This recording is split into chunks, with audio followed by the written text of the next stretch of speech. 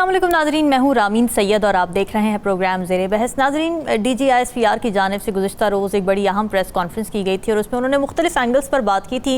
एक तो सबसे बड़ा एंगल जो उन्होंने बताया वो इसी बात को दोहराया उन्होंने कि फ़ौज का सियासत से कोई ताल्लुक़ नहीं है, किसी किस्म की कोई मुदाखलत नहीं की जाती, और ये भी कहा कि ना हमारा कोई सियासी एजेंडा है, ना ही हम किसी सियासी जमात के मुखालिफ हैं और ना ही हम किसी सियासी जमात को सपोर्ट करते हैं। यानी एक तो उन्होंने न्यूट्रलिटी का इज़हार किया। दूसरी, उन्होंने फ़ौज के दायरे में जो खुद एहतसाबी का अमल शुरू किया गया है फैज़ हमीद की एहतसाब से और फील्ड कोर्ट मार्शल के लिहाज से जो खबरें सामने आई, ज़ाहिर है उसका भी उन्होंने ब्रीफिंग दी, उस बारे में भी बात की और उन्होंने कहा कि जो ठोस शवाहिद मौजूद हैं उसकी बुनियाद पर हम ये कार्रवाई करने जा रहे हैं। लेकिन साथ ही उन्होंने ये भी कहा है कि इस केस में जो भी मुलव्विस हो, ये बड़ी इंपॉर्टेंट बात है कि इस केस में जो भी मुलव्विस हो, खा उसका कोई भी ओहदा हो या कोई भी हैसियत हो, उसके ख़िलाफ़ भी कार्रवाई की जाएगी। तो अब यहाँ पर सवाल ये खड़ा हो गया कि क्या ये इशारा बानी तहरीक इंसाफ यानी इमरान खान की तरफ है, क्योंकि उनके भी मिलिट्री ट्रायल के हवाले से खबरें गर्दिश कर रही थी। ख्वाजा आसिफ साहब ने एक दफ़ा कहा कि उनका मिलिट्री ट्रायल होगा मगर ओपन ट्रायल होगा, इस तरह की उन्होंने स्टेटमेंट्स दी सामने आई। दूसरी तरफ उमर अयूब साहब की स्टेटमेंट ये सामने आई कि उनका मिलिट्री ट्रायल हो नहीं सकता, वो सियासी कैदी हैं और जस्टिफाइड नहीं है कहीं पर भी। तो फिर सवाल ये खड़ा हो गया है, अब ये बहस दोबारा जनरेट कर चुकी है कि इमरान खान का 9 मई के केसेस के हवाले से क्या मिलिट्री ट्रायल होगा या क्या मिलिट्री ट्रायल हो सकता है। इसी पर बात करेंगे। प्रोग्राम के पहले हिस्से में ज्वाइन कर रहे हैं सियाकार नज़्म साकिब साहब, राव खालिद साहब और साकिब बशीर हमारे साथ मौजूद हैं। आप सभी का बहुत शुक्रिया। नज़्म साकिब साहब, क्या लगता है आपको कल के जो स्टेटमेंट्स हैं DGISPR की, नाम उन्होंने बेशक नहीं लिया, लेकिन आपके नज़दीक इम्पॉर्टेंट टेक अवेज़ क्या हैं, ख़ास तौर से इमरान खान के मिलिट्री ट्रायल के हवाले से आपको क्या सिग्नल्स मिले?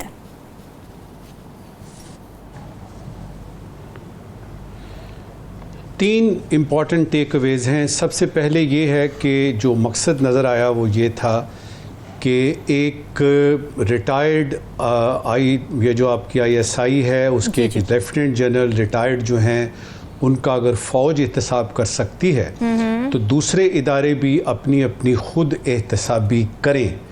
ये मेरे नज़दीक उसके पूरे की जो टॉप मोस्ट आपका टेक अवे था वो ये था। दूसरा टेक अवे ये था कि एक दफ़ा फिर बताना पड़ गया कि सियासत से हमारा कोई ताल्लुक़ नहीं है। तीसरा ये बड़ा ज़रूरी था, वो ज़ाहिर है उसमें आपकी वो जो आपके डिजिटल टेररिस्ट हैं या वो जो इस दहशतगर्दी का हिसाब किताब है वो तो स्टैंडर्ड यानी आपके टॉकिंग पॉइंट्स हैं। तीसरा ये था जो आपने अभी बताया है कि उसमें उन्होंने ये नहीं कहा कि खान पे होने लगा है मिलिट्री ट्रायल या खान पे ट्रायल नहीं हो सकता। उन्होंने कुछ ऐसी बात की बड़े मोहतात अंदाज में, बड़े यानी यूँ समझिए कि केयरफुली वर्डेड अल्फाज में उन्होंने कहा कि हो भी सकता है और शायद ना भी हो, लेकिन अभी हम देख रहे हैं। यहां से बात मैं शुरू करूंगा कि 9 मई तो हुए हुए काफ़ी अरसा नहीं हो गया, तो दो चीज़ों की कमी मुझे उसमें नज़र आई जिसकी वजह से ट्रायल अभी तक नहीं हो सका। पहली कमी थी कि शायद कुछ एविडेंस ऐसा है जिसकी ज़रूरत है। अब आइए इस कोर्ट मार्शल की तरफ जो कि जनरल फैज़ हमीद का हो रहा है कि शायद वो पूरी तरह से बात बन नहीं रही थी या वो केस इतना मजबूत था नहीं तो उसका वेट करना था। अच्छा। और इसीलिए बहुत सारे लोग जो PTI के हैं वो डरे हुए हैं और इसीलिए वो ये जो 9 मई का घोड़ा है उस पर हुकूमत वक्त सवार है और उनके तमाम मिनिस्टर इसको ऐसे कर रहे हैं जिस तरह पता नहीं कोई शादियाने बजेंगे या कोई खुशी की बात होगी। ये तकलीफ़ और दुख की बात है। आप एक फॉर्मर प्राइम मिनिस्टर की बात कर रहे हैं। देखिए, जहाँ तक ताल्लुक़ है ना इसका, मैं अगर आपको अपना तज्ज़िया बताऊँ जी कि हुकूमत वक्त और वज़रा को देखें तो 100% हो रहा है ये मिलिट्री ट्रायल। ठीक है। अगर आप DGISPR की प्रेस कॉन्फ्रेंस को देखें तो 50-50 50-50 है। अगर आप जेल के अंदर से आई हुई आवाज़ें सुनते हैं या आपको इनका PTI का कोई लीडर बताता है तो वो खौफ में हैं और उनको यूँ समझ लीजिए कि 70-75 अंदेशा है। वो वेट तो नहीं कर रहे इसका, उनके अंदेशे जो हैं वो ये कह रहे हैं कि शायद होगा। अवाम की जहाँ तक बात है और जहाँ तक बैनुल अक़वामी क़ुव्वतों की बात है कि वो कैसे रिएक्ट करेंगी, अवाम तो बिल्कुल रिएक्ट नहीं करेंगे। अवाम तो बोले बादशाह हैं, उनको तो छोड़ दीजिए, उनको तो कभी किसी ने ना सोचा ना सोचेगा। अमेरिका क्या कहता है इसकी शायद बात दिमाग में हो, यूरोपियन यूनियन क्या करेगी, लेकिन जो सूरत हाल अमेरिका और यूरोपियन यूनियन की और जो वेस्टर्न वर्ल्ड की पाकिस्तान के साथ जो सलूक रहा है, ख़ासतौर पे वॉर ऑन टेरर के बाद जो अमेरिका जाता है यहाँ पे और जिस तरीके से हमारे कुछ हुकूक हमें नहीं मिल रहे, मेरा नहीं ख्याल कि इसकी परवाह की जाएगी कि अमेरिका क्या कहता है। और शायद इस वक्त तो अमेरिका पूरा यानी सदारती इलेक्शन में है, उनको पड़ी हुई भी नहीं है। ठीक है। अच्छा, अब ये है कि दो तीन बातें इसमें बड़ी अहम हैं करने वाली। नंबर 1 ये है कि देखना ये है कि फैसला क्या हुआ है, खान से किस तरह से जान छुड़ानी है, फैसला क्या हुआ है। और अगर ये होता कि जी खान से अभी फौरी तौर पे जान छुड़ानी है और उसका कला कमा करना है, तो उसके लिए तो साइफर केस ही बहुत था। Right. Cipher case, official secret act, उसके तो हिसाब किताब ही डिफरेंट थे। हाँ। उसमें मजबूत केस था, उसमें से हमने देखा कि खान निकल आया। फिर जहां तक बात है कि जी एक मिलिट्री ट्रायल कोर्ट जो है उसमें शायद पता नहीं क्या हो जाएगा। और बाबा उसमें भी वो देखिए, जब उन्होंने ये कहा ना, वो जो आपके यदि डायरेक्टर जनरल है ISPR के कि फौज का सियासत से कोई ताल्लुक नहीं, तो मुझे उसमें से ये भी मैसेज मिला कि ये वाला है ना केस, ये जो मिलिट्री ट्रायल वाला, इसको आप सियासत के अंग से ना देखें, इसको आप सियासत के रंग से ना देखें, इसको देखें कि वो एक बहुत बड़ा वाकया जिस पे फौज के अलावा आपके अवाम ने भी उसका यानी रद्द अमल दिया, उस पे ये कानून के मुताबिक चलेंगे। अब मुझसे अगर आप इस वक्त की आखिरी बात पूछती हैं, मुझे ये है कि ये ट्रायल कोर्ट जरूर होगा अगर फैसला हो गया है कि खान से परमानेंटली जान छुड़ानी है। राव खालिद साहब, आप अग्री करते हैं इस बात से, एस्टैब्लिशमेंट और खान के ताल्लुकात के हवाले से आपको इस प्रेस कॉन्फ्रेंस से क्या कोई मैसेज, क्या कोई सिग्नलिंग मिली?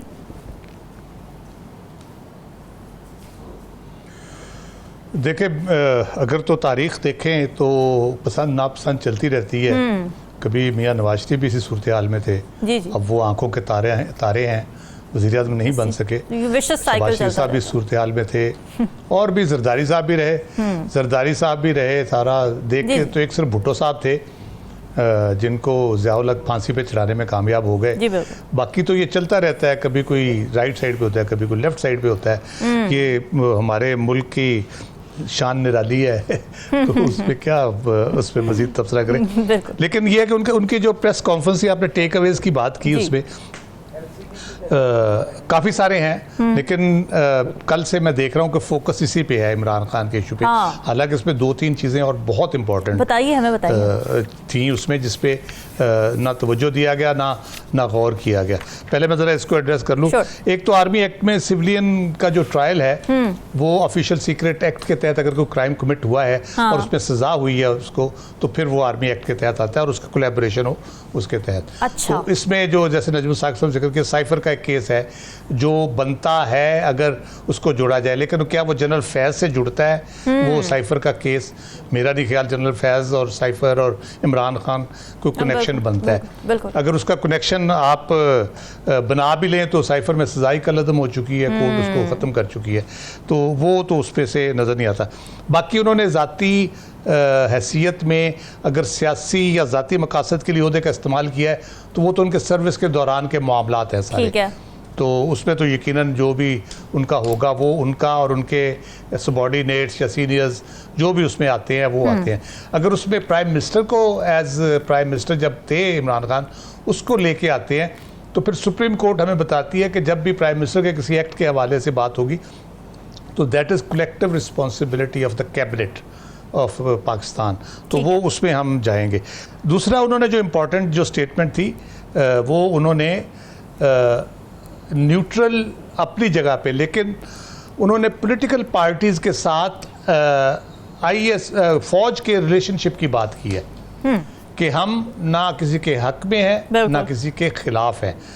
गवर्नमेंट के साथ जो एक रिलेशनशिप एज इंस्टीट्यूशन उनका होता है वही होता है, आइन और कानून के अंडर जो होता है वो, उसमें उसको आप न्यूट्रलिटी से भी कर सकते हैं, उसको आप कौमी जो आर्मी एक्ट में भी ये बयान है, नेशनल इंटरेस्ट में, नेशनल कंस्ट्रक्शन में, कौमी डेवलपमेंट में, नेशनल डेवलपमेंट में वो अपना रोल गवर्नमेंट की हिदायत के मुताबिक वो अदा करते हैं और ये उनकी अंडर द लॉ ड्यूटी है, आर्मी एक्ट के तहत भी, कॉन्स्टिट्यूशन के तहत भी, वो उन्होंने बयान की। लेकिन क्या सियासी जमात के तौर पे पीटीआई 9 मई के बाद उसको इंतशारी टोला समझा जाता है या सियासी जमात समझा जाता है। सुप्रीम कोर्ट तो कहती है सियासी जमात है। अब 9 मई के कॉन्टेक्स्ट में अगर हम देखें तो हमने देखा कि उसको इंतशारी टोले का खिताब भी दिया गया है, तो वो उसमें इस कैटेगरी में सियासी जमात की वो आती है कि नहीं आती।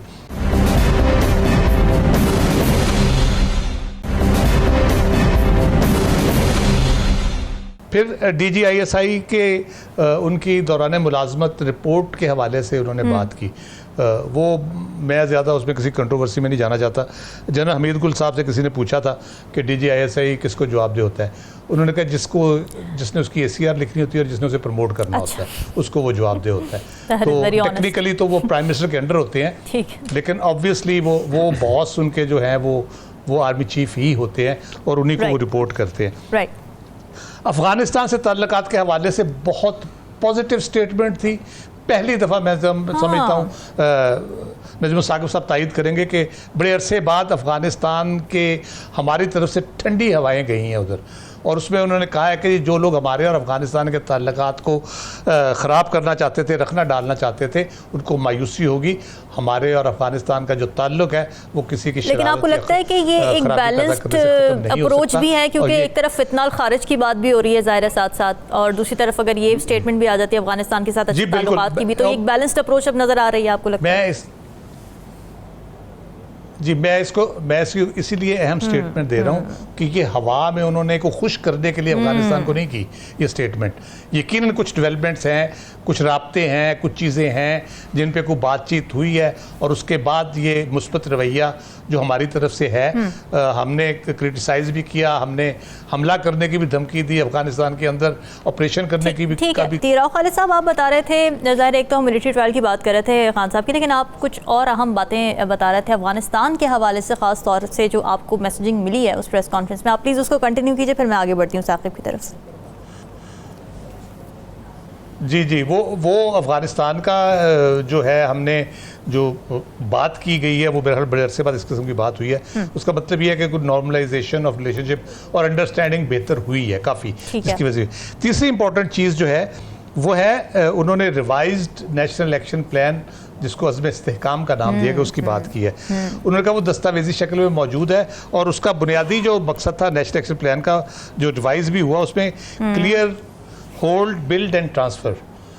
फ़ौज का काम है इलाके को क्लियर करना और उसको होल्ड करना फॉर द टाइम बीइंग, कि सिविल इंतज़ामिया अपने पंजे जमा ले, वहाँ पे डेवलपमेंट वगैरह बाकी चीज़ें उस तरह से वो कर ले उस तरह से। तो वो उस कॉन्टेक्स्ट में उन्होंने जो बात की है वो बहुत अहम है कि पाकिस्तान में इस वक्त कोई नो गो एरिया नहीं है। दैट मीन्स कि कोई ऐसी जगह नहीं है जहाँ पे ऐसे लोग बैठे हो जहाँ कोई जा ना सकता हो, आ ना सकता हो। ये एम्बुश करना, अटैक करना, भाग जाना, अटैक करके रास्ते में निहत्थे लोगों को उतार के मार देना, ये तो एक डिफरेंट चीज़ है। लेकिन ऐसी कुछ जगह नहीं है पाकिस्तान के अंदर जहाँ किसी ज़माने स्ट्रॉन्ग होल्ड ऑफ टेररिस्ट होता था। इधर हमारे KP के बॉर्डर एरियाज़ में या बलूचिस्तान में कुछ एरियाज़ थे, तो अब पाकिस्तान में कम अज़ कम नो गो एरिया कोई नहीं है। अब सिविलियन इंतज़ामिया पे जो रिस्पॉन्सिबिलिटी है उसके हवाले से भी उन्होंने बात की। सूबाई और फेडरल गवर्नमेंट जो है वो उनकी जो भी रिस्पॉन्सिबिलिटी है वो उसमें अपना पूरी तरह हाथ बटाएं, फ़ौज भी उनका हाथ बटा रही है। तो मेरा ख्याल है ये बड़ी इंपॉर्टेंट चीज़ें थी, जिसको इमरान खान का नाम आ जाता है तो सारे मुंह तोपों का रुख उधर हो जाता है और बाकी सारी चीज़ें भूल जाते हैं। इतनी इंपॉर्टेंट चीज़ें उसमें थी, और जी इसलिए मैं इसको ज़रा हाईलाइट करना चाहता था कि ये भी चीज़ें उन्होंने बहुत अहम बातें भी की हैं, उन पर भी तवज्जो दें। ठीक है साकिब, अब ये बहस भी हो रही है ज़ाहिर है। अगर खान साहब की बात करें, दोबारा से हम ज़रा पॉपुलैरिटी वाली साइड पे आते हैं ना, खान साहब की बात करें तो ये बात हो रही है कि जी आर्मी एक्ट की कौन सी ऐसी शिक़ है, कौन सा ऐसा कानून है जिसके तहत सिविलियन की हवालगी हो सकती है, मिलिट्री कोर्ट्स में ट्रायल हो सकता है। तो इस बारे में ज़रा हमें बताएं ना, नाज़रीन को ज़रा थोड़ी अवेयरनेस देते हैं इस हवाले से।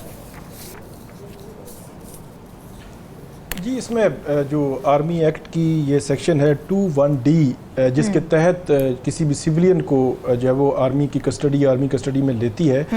और इसमें ये जब अयूब खान साहब थे तो उन्होंने ये मुतारफ़ कराया था 21D। इसमें जो आर्मी की डिफेंस से मुतल्लिक़ कोई सीक्रेट इंफॉर्मेशन जो है वो कोई अगर सिविलियन लीक कर दे या डिफेंस से के जो लोग हैं उसमें फेडरेशन हुकूमत या जो कमांड है आर्म फोर्सेस की, उनके ख़िलाफ़ किसी को उभारे, इंस्टिगेट करे, तो ये उस वक्त जो है वो इस्तेमाल होती है। अगर जो आर्मी के अंदर जो ट्रायल चल रहा है वहाँ उनके पास ठोस सबूत हों तो वो फिर उसकी हवालगी जो है वो इस हवाले से मांग लेते हैं। इस वक्त की जो सिचुएशन है फैज़ हमीद, उनकी जो चार्जशीट है वो सामने नहीं आई कि चार्जशीट जो ज़राए से इस तरह खबरें तो आ रही हैं, लेकिन एक जो बाकायदा तौर पर उनकी चार्जशीट उनके खिलाफ जो है वो सामने नहीं आई। DGI ऑफिशियल चैनल से DGISPR की जो है वो प्रेस रिलीज आई थी और उसमें पोस्ट रिटायरमेंट इवेंट्स का जिक्र था। तो उससे फिर ये एक लिंक और ये तासुर मिलता है कि पोस्ट रिटायरमेंट उनकी कोई ऐसी एक्टिविटी है जिनको भी क्वेश्चन किया गया है या उन पे जो है वो इन्वेस्टिगेशन हो रही है।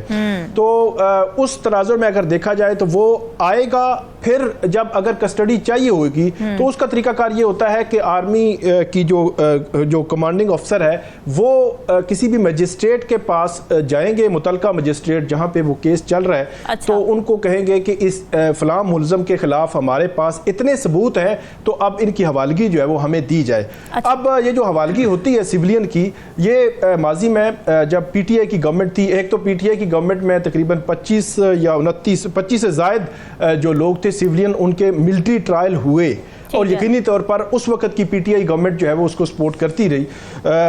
तो उस वक्त एक हसन अस्करी थे, एक मेजर थे रिटायर्ड, उनके जो है वो बेटे थे, तो उनका भी इसी तरह ट्रायल हुआ था। तो उस ट्रायल में जब हवालगी मजिस्ट्रेट के ज़रिए की गई तो हवालगी के खिलाफ वो इस्लामाबाद हाई कोर्ट आए तो इस्लामाबाद हाई कोर्ट में उनकी हवालगी के खिलाफ दरख्वास्त मुस्तरद की और उनका जो है वो ट्रायल वहाँ पे चला और उसके बाद वो जो है केस आगे बढ़ा। अब एक और पहलू भी है इसमें कि क्या सिविलियंस का ट्रायल मिलिट्री कोर्ट्स में हो सकता है या नहीं हो सकता। ये सुप्रीम कोर्ट में अभी भी केस पेंडिंग है। सुप्रीम कोर्ट ने वैसे जो फैसला दिया था, जस्टिस याजुल हसन की सरबराही में बेंच था गुज़श्ता साल, उन्होंने सिविलियंस के मिलिट्री कोर्ट्स में ट्रायल को कलअदम करार दिया था। उसके खिलाफ अपील आई थी, तो अपील में दिसंबर 2023 में वो जो फैसला था उसको मुअत्तल कर दिया गया था और अभी तक वो अपील पेंडिंग है। उसमें क्वेश्चन ऑफ लॉ यही है कि जो सिविलियंस हैं इनका ट्रायल मिलिट्री कोर्ट्स में हो सकता है या नहीं हो सकता। वो क्वेश्चन ऑफ लॉ जो है वो अभी तक डिसाइड होना है। इसके अलावा जो इमरान खान साहब हैं उन्होंने इस्लामाबाद हाई कोर्ट में एक पिटीशन भी फाइल की है कि उनकी जो हवालगी है वो सिविलियन की कस्टडी में ही रहे, उनकी हवालगी मिलिट्री को ना दी जाए। अब उस पिटीशन पर 9 सितंबर के बाद जो है वो समाअत होनी है। जी, वकला का कमीशन वो जो अडयाला जेल एंट्री के मसाइल थे उनके हवाले से बना है, लेकिन ये जो पिटीशन है वो बहुत इंपॉर्टेंट है। ये सितंबर 9 के बाद जो है वो इस पर जो है वो समाअत होनी है, फिर पता चलेगा। और उसमें इमरान खान साहब की जो पिटीशन है उसमें उन्होंने ये भी कहा है कि जब तक के पिटीशन पेंडिंग है तब तक उनको जो है वो रोक दिया जाए कि जो सिविलियंस की कस्टडी में है तो वो मिलिट्री कस्टडी ना दी जाए। एक और एंगल भी है इसमें, एक तो आर्मी एक्ट है, दूसरा ऑफिशियल सीक्रेट एक्ट है।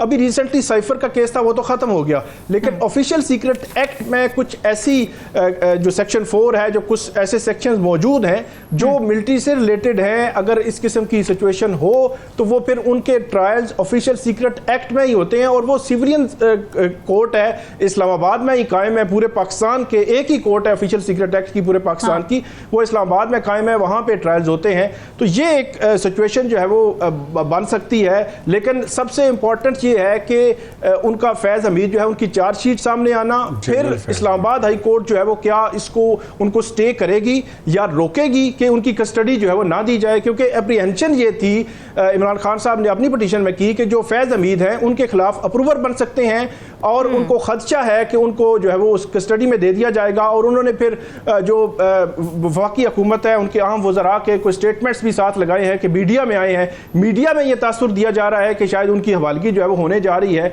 कुछ ऐसे सबूत आ गए हैं 9 मई का जो मामलात हैं उसके हवाले से या फैज़ हमीद के साथ कनेक्शन के हवाले से। तो ये उस तनाजुर में उन्होंने पिटीशन फाइल की है। वो इंपॉर्टेंट है कि नेक्स्ट वीक में उससे पता चलेगा कि इस्लामाबाद हाई कोर्ट से इंटरिम रिलीफ क्या वो लेते हैं या नहीं। बिल्कुल ठीक है नाज़रीन, डिस्कशन का सिलसिला जारी है, वक्त तो एक ब्रेक का। Stay with us.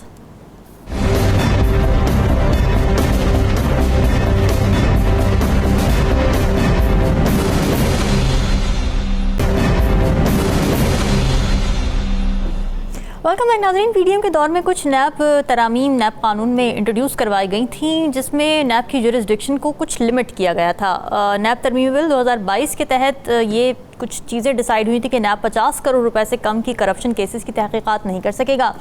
फिर एहतसाब अदालत के जजेस की तकर्री से मुतालिक जो सदर का इख्तियार था वो भी वापस लेकर वफाकी हुकूमत को इख्तियार दे दिया गया था। फिर ये भी कहा गया था कि नैब वफाकी, सूबाई या मकामी टैक्स के मामलात पर कार्रवाई नहीं कर सकता। और इसके अलावा ये भी कहा गया था कि नैब किसी भी मुलजिम का ज़्यादा से ज़्यादा 14 दिन का डिमांड ले सकता है, जो पहले 90 दिन होता था। अब हुआ ये कि बानी पीटीआई ने इन तरामीम को चैलेंज किया, ये कह कर के ये तरामीम कानून और फंडामेंटल राइट्स के ख़िलाफ़ हैं। उनकी अपील पर पिछले साल 15 सितंबर को साबिक़ चीफ जस्टिस उमर बंदयाल ने इन तरामीम को कलअदम करार दे दिया था। फिर यह हुआ कि बाद में इस फैसले को चैलेंज किया गया हुकूमत की जानिब से, और उस पर सुप्रीम कोर्ट की जानिब से आज फैसला आया है और इन तरामीम को बहाल कर दिया गया है, ये कहकर कि बानी पीटीआई साबित नहीं कर सके कि नैब तरामीम गैर आइनी है, और ये कि सुप्रीम कोर्ट को कानून साजी की हर मुमकिन सूरत में बरकरार रखना चाहिए। फिर ये भी बड़ी इंपॉर्टेंट बात की कि आइन में अदलिया और मुकन्ना का किरदार वाज़ेह है। अदलिया और मुकन्ना को एक दूसरे के दायरा कार में मुदाखलत पर नहायत एहतियात करनी चाहिए। तो राव खालिद साहब, पीटीआई इस फैसले को एनआरओ कह रही है, क्योंकि उनके ख्याल में, और ये इस बारे में रिपोर्ट भी हुआ, एनालिसिस भी हुआ, आर्टिकल्स भी छपे, कि जो तरामीम इंट्रोड्यूस करवाई गई थी पीडीएम के दौर में, उससे नून लीग और पीपल्स पार्टी के बहुत सारे अहम रहनुमा, जिनमें नवाज शरीफ शामिल है, जिनमें शहबाज शरीफ शामिल है, जिनमें आसिफ अली जरदारी शामिल है, उन सब को फ़ायदा हो रहा था, बेनिफिशरी थे। आप अग्री करते हैं इस बात से? ये ठीक बात थी पीटीआई की?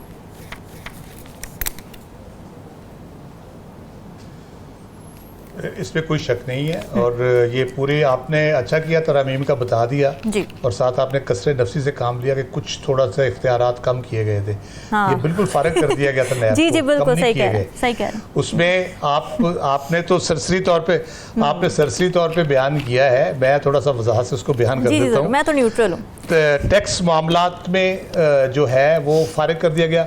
वफाकी काबीना, उस सूबाई काबीना, उसकी ज़ैली कमेटियाँ, economic council, economic commission, State Bank of Pakistan, 5 साल से जो ज़्यादा हो गए मुकदमात वो नहीं खोले जा सकते।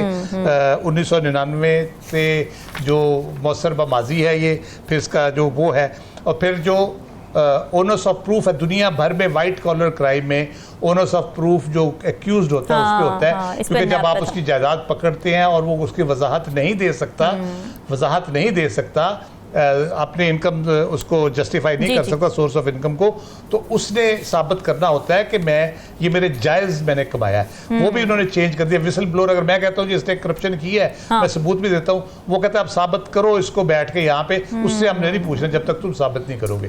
और 14 दिन के रिमांड की आपने बात की, मेरे ख्याल दोबारा इन्होंने खुद अमेंडमेंट करके 40 कर दिया था उसको, क्योंकि इमरान खान साहब पे लागू हो रहा था जी, उसको 40 डेज किया था उसको दोबारा से, तो वो किया। हाँ जी, अच्छा, फिर दूसरी वजह ये है, आपने ये अच्छा किया बता के, क्योंकि मैंने पूरा फैसला पढ़ा है काजी फायज़ साहब का, उसमें कोई बड़े से बड़ा कानूनदान मुझे पढ़ के बता दे कि कौन सी तरमीम के बारे में ये फैसला है, क्या तरमीम थी और उनकी क्या वजह थी कि वो दुरुस्त है और उनमें क्या लॉजिक है। ज़ाहिर है एक फ़ैसला आप तरमीम पे कर रहे हैं तो आपको बताना तो चाहिए ना कि भाई ये बहुत अच्छी तरमीम है, ज़बरदस्त, क्या बात है।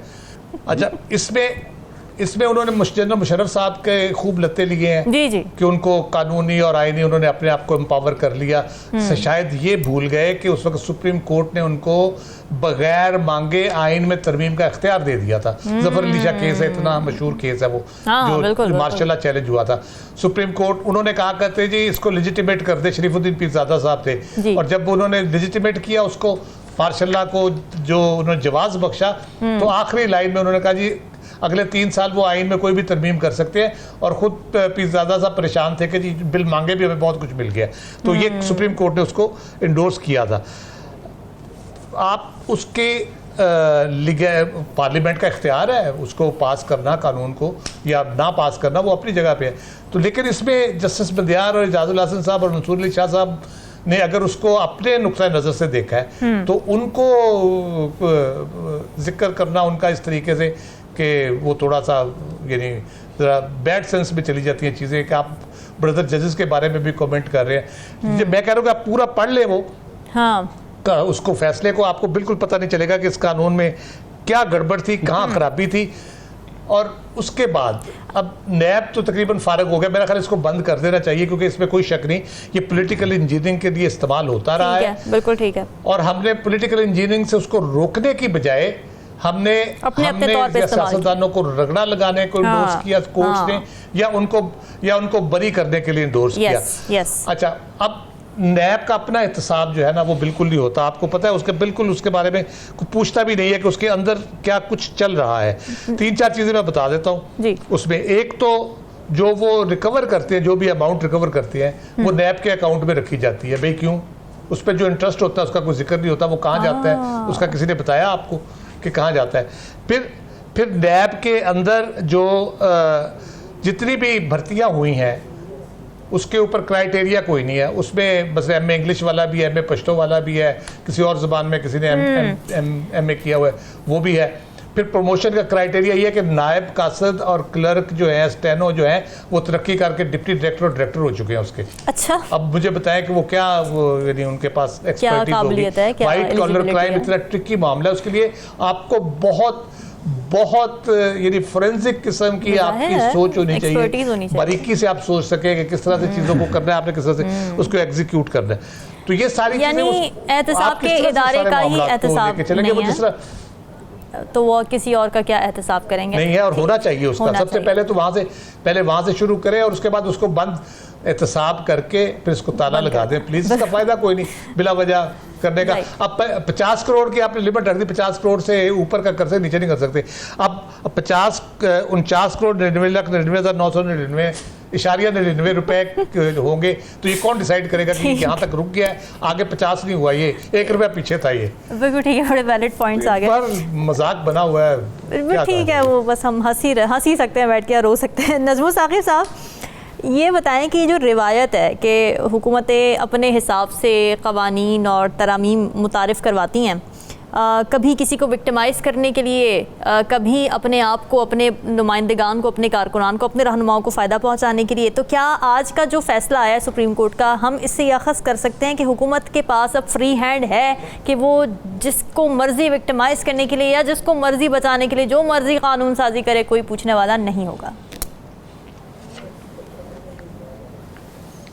ये इख्तियार हुकूमत के पास कब नहीं था, और ये इख्तियार हुकूमत क्यों नहीं अपने आप को इससे आज़ाद करना चाहती, उसका सारा हिसाब किताब इस पे आता है इस नैब ने आज तक किया क्या है, और जिनका भी किया है वो किसके कहने पे किया है, और क्या ये कोई एहतसाब का इदारा है या कोई सियासी जेल है जिसमें आप पैसे जो है वो खींच लेते हैं, लोगों को आप जो है वो हैरस करते हैं। और ये जो आपने बताया ना, ये जिस पे हम बात कर रहे हैं कि जो फैसला आज आया है, जी जी, 2-3 बातें इसके बारे में मेरे दिमाग में सवाल आते हैं, वो पहले मैं उनका जिक्र कर लूँ। देखिए, सबसे पहले ये है कि ये जो फैसला करके तो महफूज कर दिया जाता है, सुप्रीम कोर्ट करती है या हाई कोर्ट करती है, as a student of law मुझे समझ नहीं आती कि इसको क्यों आप महफूज करते हैं। मसलन ये फैसला जो आज आया है ये 6 जून को महफूज किया, मेरी इत्तला के मुताबिक 6 जून को ये फैसला था, क्यों महफूज किया आपने?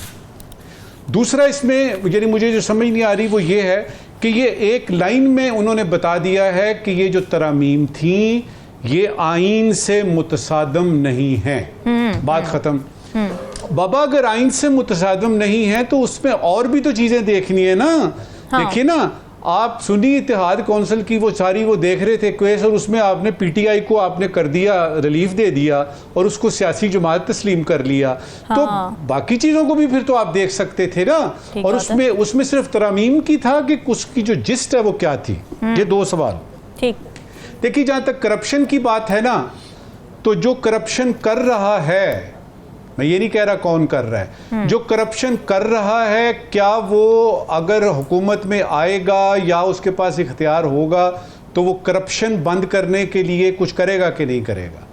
मुन्नू भाई की वो पंजाबी की नज़म जो है ना वो यूट्यूब पे पढ़ी है, सुन लीजिए। एहतसाब दे चीफ कमिश्नर साहब बहादुर, चोरां डाकुआं कातलां कोलों, चोरां डाकुआं कातलां बारे की पुछ दियो। तो उसमें ये बड़ा सीधा सा, और ये सबको पता है।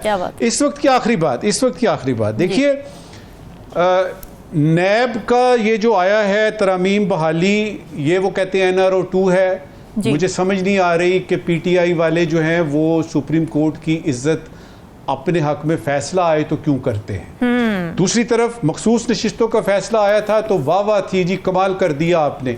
तो ज़रा थोड़ा सा हमारे सियासतदानों को ये थोड़ा सोचना है कि आइन की बात करती है सुप्रीम कोर्ट। वक्त एक ब्रेक का, स्टे विद अस।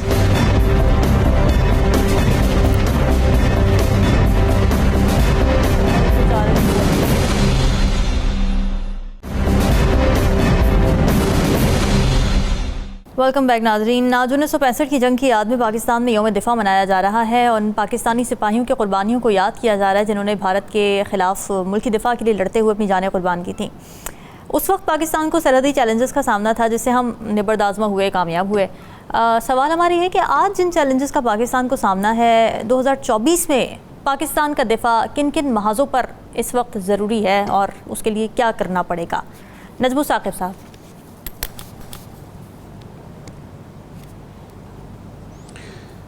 देखिए रामीन, 9 सितंबर 1965 और 9 सितंबर 2024 में ज़मीन आसमान का फ़र्क है। मैंने 4-5 पॉइंट्स लिखे हैं, आपके नाजरीन के साथ शेयर करता हूँ। देखिए उस वक्त जंग का महाज कोई होता था कि इस महाज पे जंग हो रही है।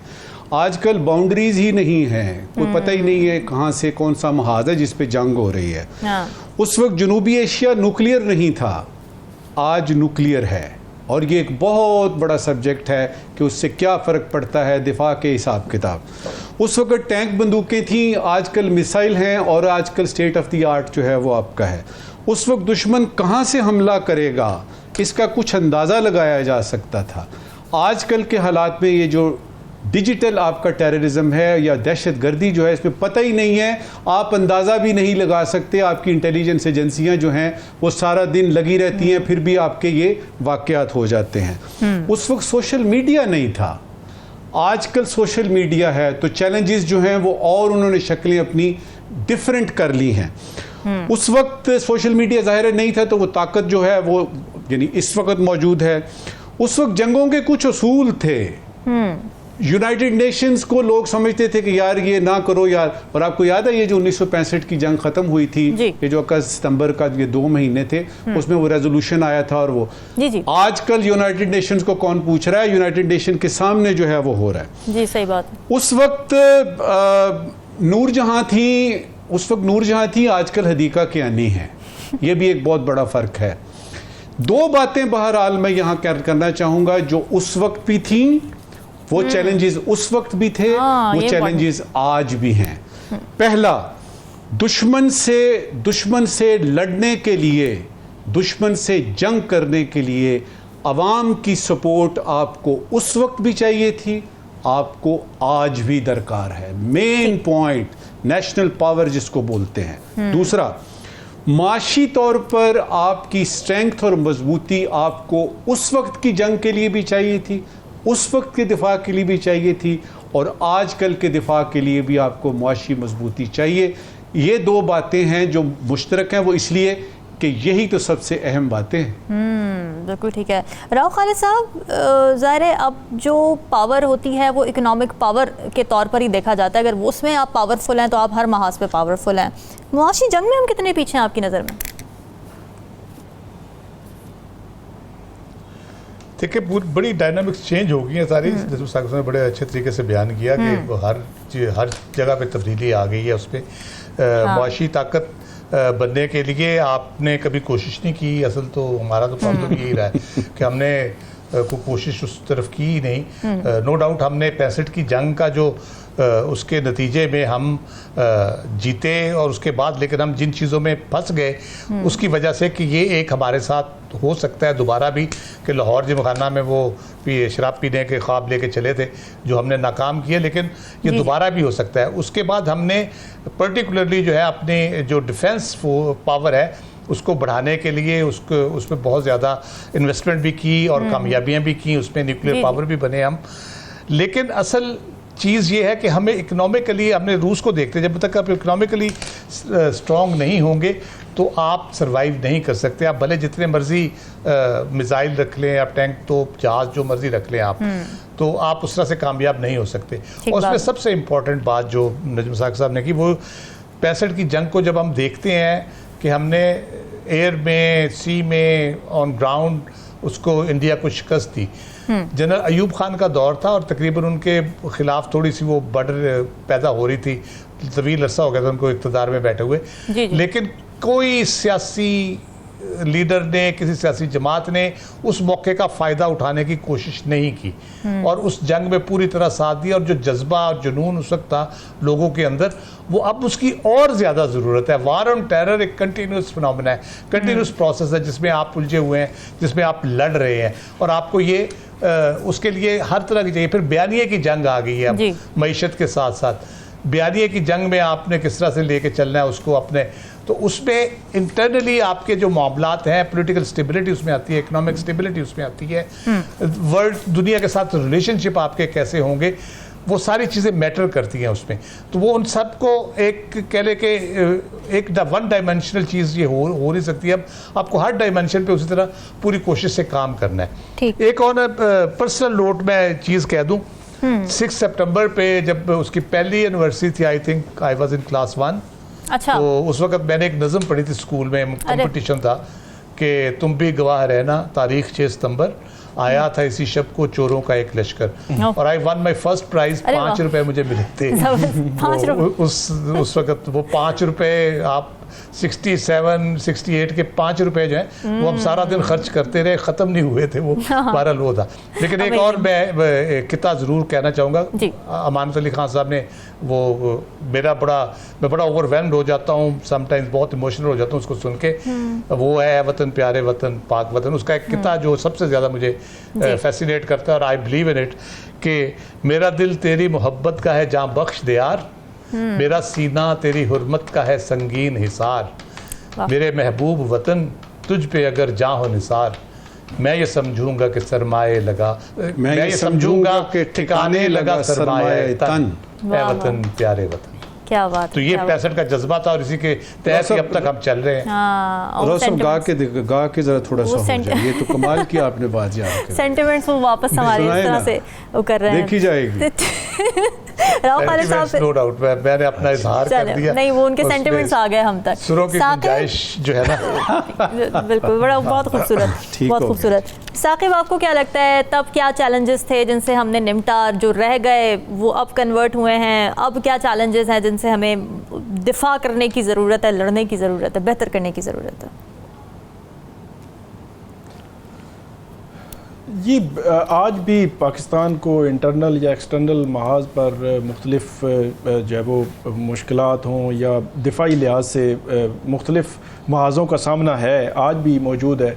इंटरनली भी अगर आप देखें तो दहशतगर्दी के ख़िलाफ़ जंग 9/11 के बाद से ऑनवर्ड जो है वो उसमें हम शामिल हैं। और 1965 में भी जो जंग थी वहाँ पे जो पाक फ़ौज के जो सिपाही थे उन्होंने इस पाक वतन के लिए जानों के नजराने जो है वो पेश किए। इसी तरह तब से लेकर अब तक जब भी किसी जगह पे भी इस वतन की हिफाजत के लिए ज़रूरत होती है तो हम देखते हैं कि बड़े नौजवान 22-23 साल 24 साल के भी वो भी उसका निशाना जो है बन रहे हैं। इंटरनली बलूचिस्तान में भी है, ये अफ़गान बॉर्डर पे जो कबायली इलाका जात हैं वहाँ पिछले तकरीबन 25 साल से दरमियान में कुछ अर्सा जो है वो सुकून रहा है। लेकिन अगर भारत के साथ देखा जाए तो ये 27 फरवरी का जो वाक़या है 2019 का, वो तब जो पाकिस्तान का जो रद्द-ए-अमल था उस रद्द-ए-अमल मिसाली रद्द-ए-अमल था कि फिर अभिनंदन और उसके बाद वो सारा एपिसोड हुआ। तो दिफाई लिहाज से पाकिस्तान मजबूत है, मजबूत हाथों में है। मेरा ये ख्याल है कि जो अगर ये कहा जाए कि जो मुश्किलात हैं दिफाई लिहाज से वो ख़त्म हुई हैं, ख़त्म नहीं हुई, वो किसी न किसी तरह आज भी हमें जो है वो नज़र आती हैं। ठीक बात है। नजमुल साकिब साहब, आज क्या सवालात लेकर आए हैं आप नाजरीन के लिए? शुक्रिया रामीन। एक ज़रूरी सवाल है और एक गैर ज़रूरी सवाल है। पहले ज़रूरी सवाल जी, अमीर जमात इस्लामी हाफिज़ नईमुर रहमान साहब ने इत्तला दी है सारी बड़ी जमातें IPPs की सरपरस्त हैं, सारी बड़ी जमातें IPPs की सरपरस्त हैं, और ये कि ये मुल्क अशराफिया का नहीं 25 करोड़ आवाम का है। ये मुल्क अशराफिया का नहीं, 25 करोड़ अवाम का है। ज़रूरी सवाल ये कि ये मुल्क अवाम का है, अशराफिया का नहीं। इसमें हाफिज साहब किस मुल्क का जिक्र कर रहे हैं? अच्छा, ठीक है। आज का गैर ज़रूरी सवाल, देखिए ये लहसुन, अदरक और जो प्याज वगैरह, इसके फ़वाइद हम जानते हैं। अदरक के फ़वाइद हम सब जानते हैं। एक और फ़ायदा उस वक्त सामने आया जब कराची से बैंकॉक जाने वाले एक मुसाफिर से मनशियात बरामद हुई जो वो अदरक के पार्सल में छुपा के ले जा रहा था। ये अदरक का नया फ़ायदा है। गैर ज़रूरी सवाल ये है कि उन मनशियात को पकड़ने की खबर कब मंजर आम पे आएगी जो बाकी की सब्जियों और फलों के ज़रिए अभी भी स्मगल की जा रही है। Very important. नाज़रीन, ये सवाल आपके लिए छोड़ के जा रहे हैं, फीडबैक दीजिएगा। हमें दीजिए इजाज़त। अल्लाह हाफ़िज़।